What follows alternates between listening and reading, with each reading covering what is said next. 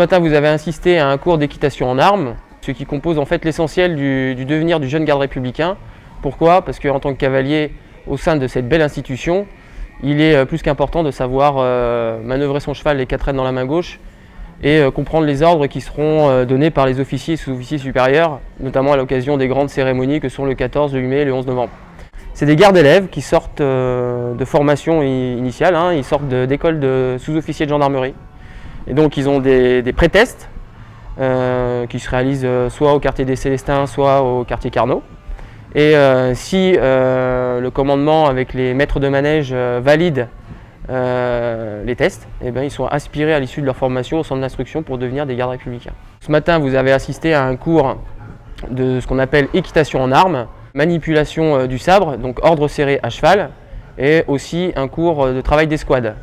Une escouade, c'est quoi? C'est une équipe de 6 cavaliers. Donc là, étant donné que j'avais un groupe de 19, on avait 2 escouades à 6 et on a interprété, on s'est adapté, on a fait une escouade à 7 de façon à travailler les choses en harmonie. Donc comme vous avez pu le constater, on a fait du travail sur une colonne, ce qu'on appelle par 1. Par la suite, on est passé par 2, donc ça suit tout un cheminement réglementaire, on ne passe pas par 2 d'initiative.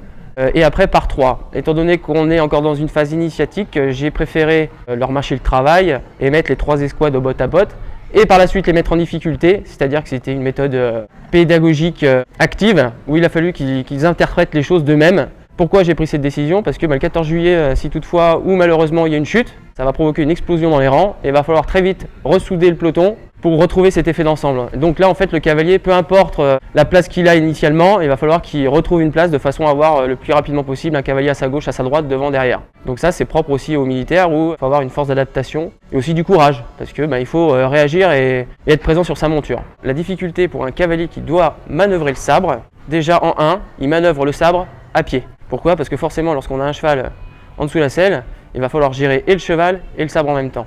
Donc c'est pour ça qu'on prend le temps à pied, donc là c'est l'ordre serré, ça rentre dans la formation parce que comme vous le savez, le régiment de cavalerie a aussi beaucoup de services protocolaires où on rend les honneurs aussi à pied. Ça sert aussi, et forcément lorsqu'on se retrouve à cheval, la plupart des ordres qu'on reçoit à pied, on arrive à les interpréter à cheval. D'ailleurs c'est presque plus pratique parce que par exemple on est toujours au porté, il n'y a pas de reposer sabre à cheval. Mais il faut quand même adapter les choses, c'est-à-dire que par exemple la façon de porter son sabre et la poignée du sabre lorsqu'on est à cheval, il ne faut pas que le sabre soit trop avancé, il faut que ce soit assez linéaire, il faut que la lame repose sur le creux de l'épaule, il faut que le cavalier repose sa poignée sur sa cuisse et pas sur ses sacoches, que ce soit harmonieux. Donc la grosse difficulté, c'est déjà de bien comprendre les choses à pied et de les remettre à cheval par la suite. Comme vous avez pu voir aussi ce matin lors de l'exercice, le fait d'avoir les 4 rênes dans la main gauche et d'aller chercher son sabre sur le flanc du cheval, par praticité, les 3/4 au début passent à l'intérieur du bras gauche. Seulement le sabre, bien sûr, maintenant il est plus tranchant, mais je peux vous assurer que si la lame était tranchante et que vous passiez à l'intérieur, il se couperait le bras.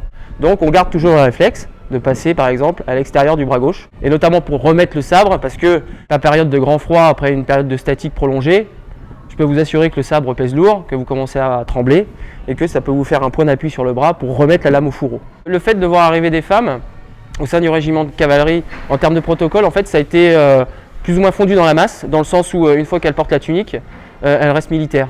Ce n'est pas forcément la différence de sexe qui a apporté une vraie différence, mais plus la différence de taille. Parce qu'avant, vous savez, il y avait un ratio de taille. Vous rentriez au régiment de cavalerie, il fallait faire 1m70 pour les femmes et 1m75, il me semble, pour les hommes. Maintenant, c'est fini. Je suis jeune adjudant au sein de cette cellule, ça fait 4 stages que j'encadre, mais j'ai déjà vu des jeunes femmes de petite taille, avec qui il a fallu adapter la longueur du fourreau par exemple. Femme ou homme, sous la tenue, on est tous sous-officiers et gardes républicains. En termes de dureté de l'exercice, en tant que garde républicain, c'est pareil. Je peux vous répondre que même je suis surpris, parce que la jante féminine a plus d'endurance et de volonté, et ça se ressent notamment à l'issue de ce stage qui est quand même assez intense, il dure 15 semaines.